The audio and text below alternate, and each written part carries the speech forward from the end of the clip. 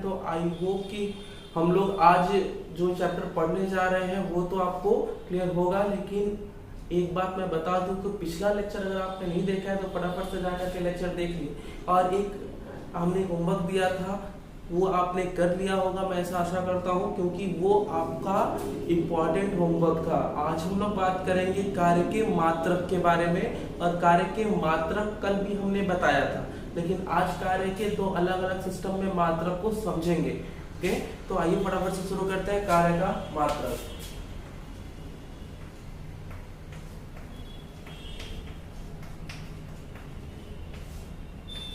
तो बच्चों मैं बता दूं कि मात्रक तो आपने कल भी देखा था, कार्य का जो मात्रक होता है वो जूल होता है, फिर न्यूटन मीटर। लेकिन मैं ये भी बता दूं कि कार्य के मात्रक को तो अलग अलग सिस्टम में कैलकुलेट किया करते हैं। ठीक है, तो कार्य का मात्रक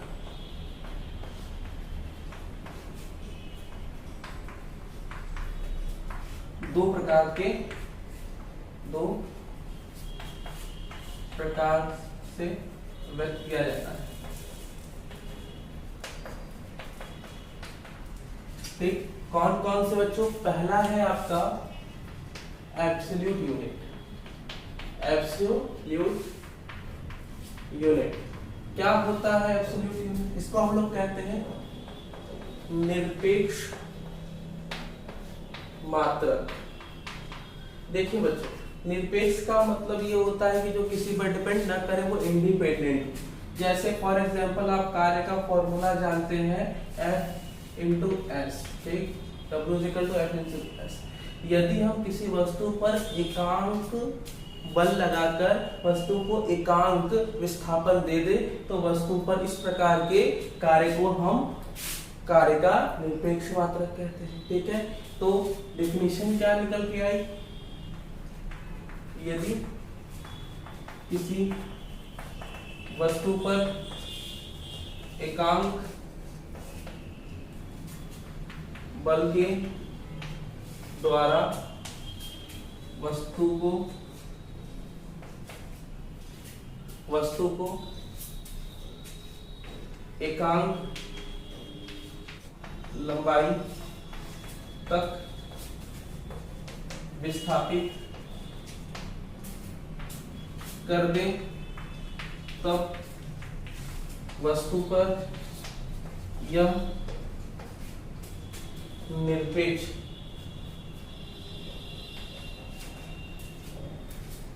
कार्य का निरपेक्ष मात्रक कहलाता है। निरपेक्ष मात्रक कहलाता है। देखिए बच्चों, इसको बस समझने की बात है। क्या है? पहला, इसमें दो अलग अलग है। पहले जैसे बात करेंगे एसआई पद्धति में या फिर एमकेएस पद्धति में कह सकते हैं। यहाँ पे कार्य की परिभाषा, जैसे आपने 1 न्यूटन का बल किसी वस्तु पर लगाया और वस्तु को 1 मीटर तक विस्थापित कर दिया। ठीक, तो वस्तु को 1 मीटर तक विस्थापित करने के लिए अगर आपने 1 न्यूटन का बल लगाया है तो इसे हम लोग कहेंगे वस्तु पर 1 न्यूटन मीटर का कार्य हुआ। ठीक है, इसे हम लोग क्या कहते हैं? इसे हम लोग बता चुके हैं, इसे हम लोग जूल भी कहते हैं। तो 1 न्यूटन मीटर या फिर जूल, ये किसमें हो गया? एसआई पद्धति में। इसी तरीके से अगर मैं सीजीएस पद्धति के बारे में बात करूं, सीजीएस पद्धति में, तो सीजीएस पद्धति में कार्य एफ के जगह पे आप लिख सकते हैं क्या बच्चों? ये होता है डाइन। ठीक, और ये डाइन यहाँ पर हो गया। ये अगर आपने वस्तु पर एक डाइन का बल लगा करके अगर आपने 1 सेंटीमीटर तक विस्थापित कर दिया, डाइन जो कि न्यूटन का मात्रक है आपको पहले बता चुके हैं, और मीटर का सेंटीमीटर हो गया, तो ये हो जाएगा 1 डाइन सेंटीमीटर, जिसको आप कह सकते हैं बच्चों अर्ग। ठीक, अर्ग मैंने लास्ट टाइम जिक्र किया था। आज टाइम ये है कि चेक करेंगे कि 1 न्यूटन मीटर जो है, मतलब कि 1 जूल है, वो कितने अर्ग के बराबर होगा। इक्वल तो नहीं होगा, कितने के इक्विवेलेंट होगा, ये चेक करते हैं। ठीक है,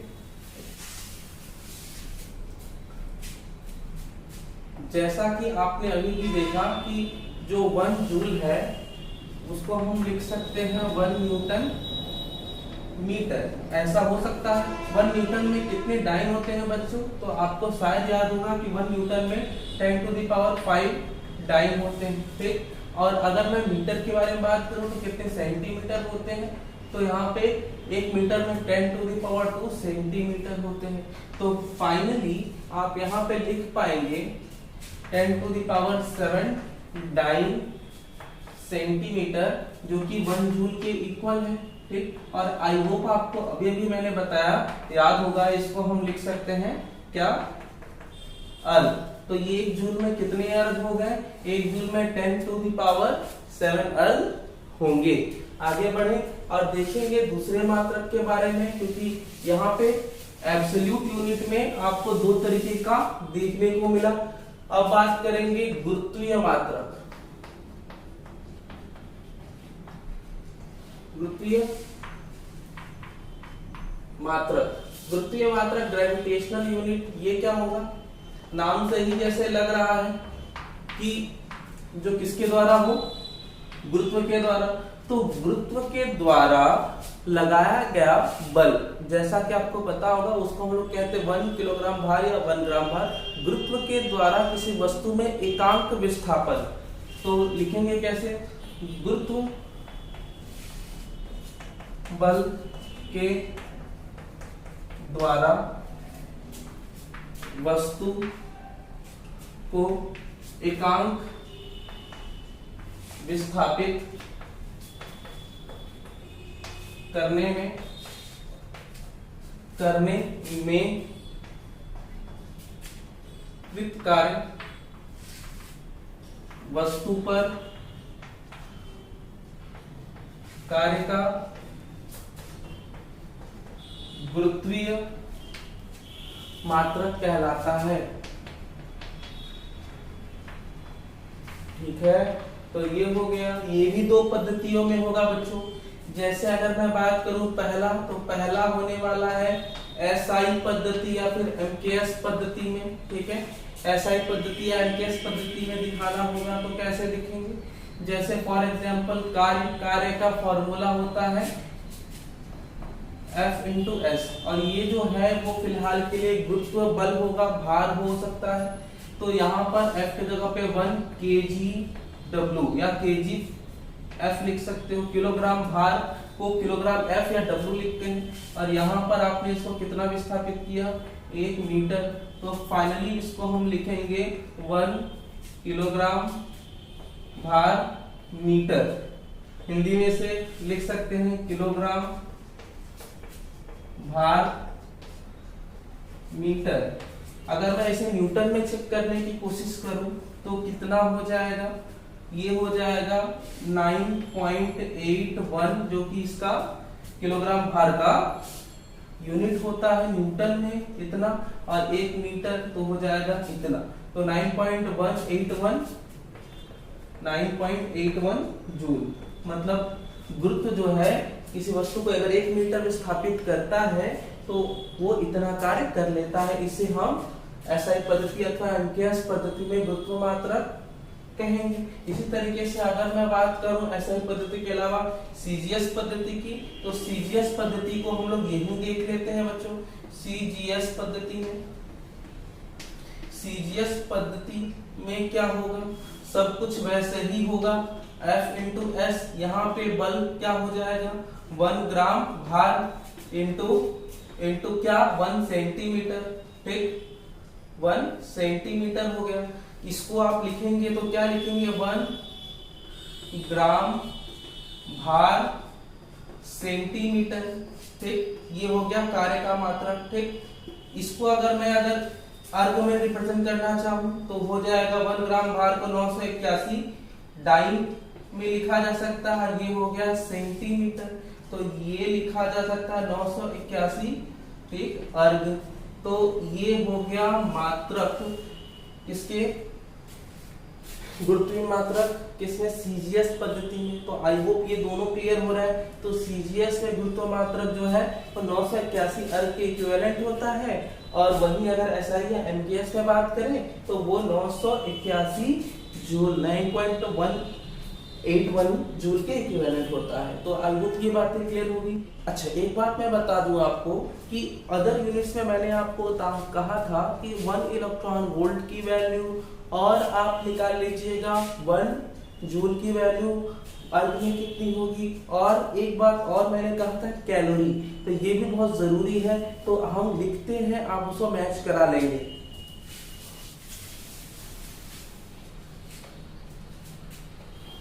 अदर यूनिट्स में मैंने होमवर्क जो दिया था, आप इसे मैच कैसे कराइएगा देख लीजिए। पहले जैसे मैंने आपसे पूछा था कि 1 अर्ग में कितने जूल होंगे, तो अभी अभी हमने देखा कि 1 जूल में कितने अर्ग, 10 टू द पावर 7।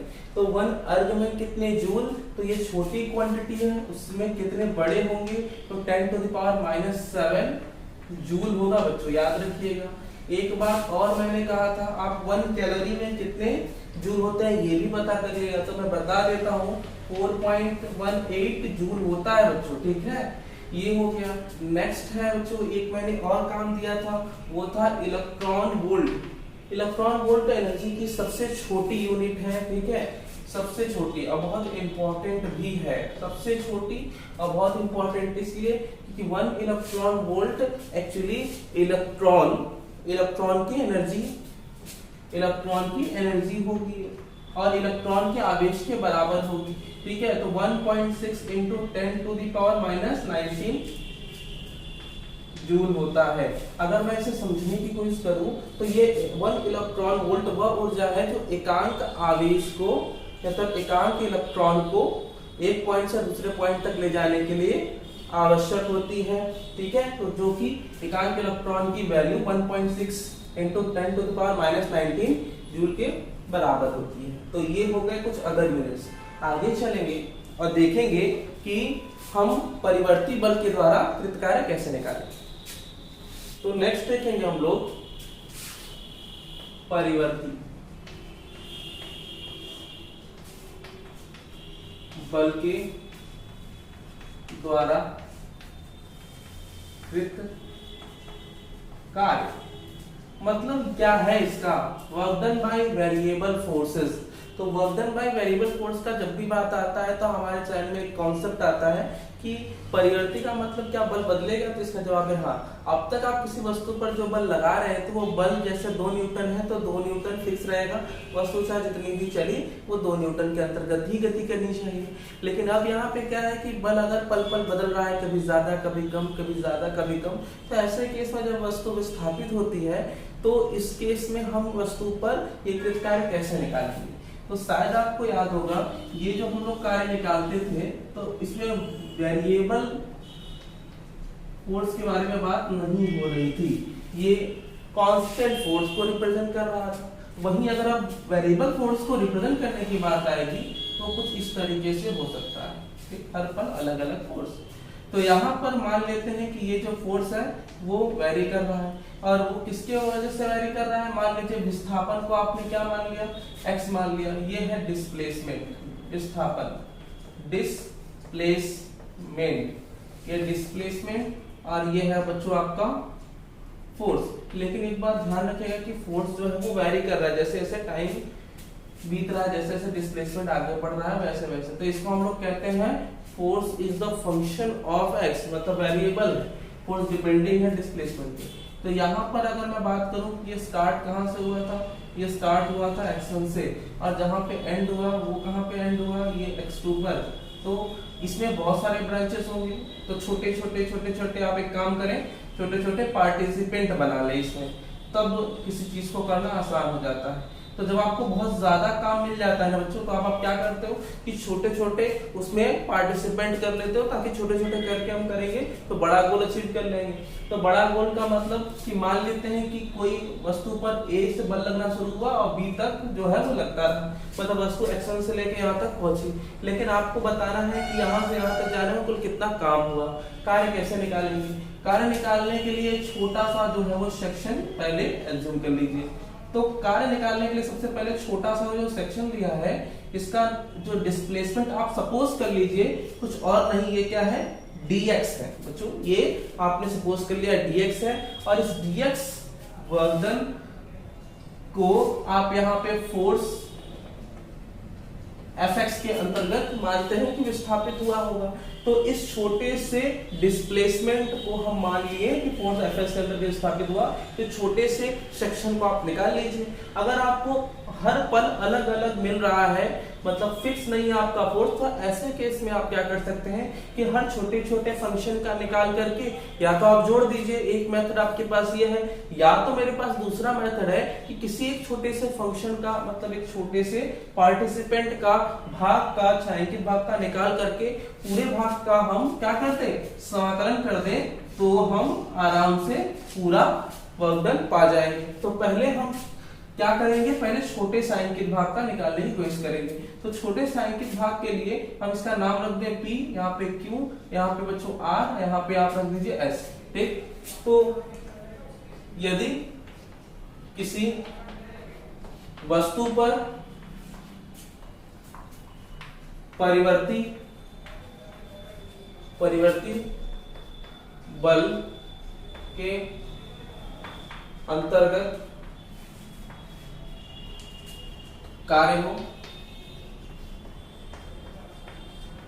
तब वस्तु पर कृत कार्य आंशिक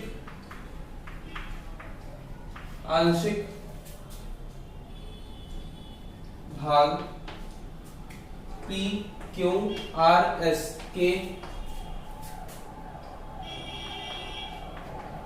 क्षेत्रफल का मतलब क्या होता है, ये बल और ये विस्थापन गुणा कर देंगे तो ये आयताकार टाइप का सेक्शन है, जिससे आप इसका वर्क डन निकालेंगे। और ये जो वर्क डन निकलेगा वो एक्चुअली एरिया के इक्वल है। ठीक है, इसलिए हम यहाँ पे क्षेत्रफल लिखे हैं। कृत कार्य आंशिक भाग के पी क्यू आर एस के क्षेत्रफल के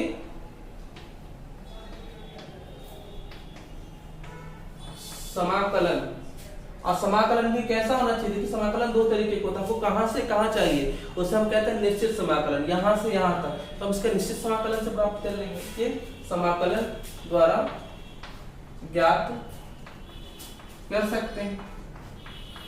ठीक है, तो कैसे करेंगे, पहले तो हम बात करेंगे छोटे से वर्कडन की। तो उसमें हम लोग क्या करेंगे, पी क्यू आर एस का क्षेत्रफल निकालेंगे, जो कि क्या होगा, वर्कडन होगा। तो ये हो गया आपका ये वाला सेक्शन PR, जो कि आप देख पा रहे हो, और ये आपका हो गया RS, जो कि आप यहाँ पे भी देख पा रहे हो। तो ये हो गया FX फंक्शन है, और ये हो गया छोटा सा सेक्शन DX, और ये हो गया DW। आपको यहाँ से यहाँ तक टोटल चाहिए, तो आप इसका क्या कर दीजिए, समाकलन कर दीजिए। तो कुल कृत कार्य के लिए x1 से x2 तक समाकलन करने पर तो बच्चों ये हो जाएगा W is equal to integration कहां से, x1 से कहां तक, x2 तक। इसे कहते हैं लोअर, कहां से शुरू हुई है, इसे कहते हैं अपर लिमिट, जहां पे खत्म होनी है। ठीक है, यहीं तक चलिए, क्या fx इंटू dx। ठीक, fx क्या बताता है, fx जो है वो ये बताता है कि ये कोई फलन है। इंटीग्रेशन को हम लोग समझेंगे बच्चों, अगर जो लोग नहीं समझे हैं उनके लिए, अदरवाइज हमने बताया हुआ है इसको, इसमें लॉज ऑफ, जब हम लोग गति के बारे में बात कर रहे थे, लॉज ऑफ मोशन से पहले वाले चैप्टर में हम लोग इसके बारे में डिस्कस किए थे। तो आइए हम लोगों ने देख लिया एक वर्कडन का फॉर्मूला जो कि रिप्रेजेंट करता है वेरिएबल फोर्स के अंतर्गत वर्कडन को। ओके, कुछ एग्जांपल्स जो आपको करने हैं घर पर, आइए वो फटाफट से देखें। यदि किसी वस्तु पर 50 न्यूटन का बल क्षैतिज से 30 डिग्री कोण पर कार्य करता है, जिससे वस्तु 10 मीटर विस्थापित होती है, तब वस्तु पर कृत कार्य क्या होगा, ये पहला काम करिए बच्चों। दूसरा ये है कि महत्तम कार्य कितना होगा, तो महत्तम कार्य कितना होगा ये भी फाइंड आउट करना है, ये आपका टास्क। दूसरा टास्क भी बच्चों देख लीजिए, आपका दूसरा टास्क ये है कि यदि किसी वस्तु पर बल 3i cap plus j cap minus k cap तथा विस्थापन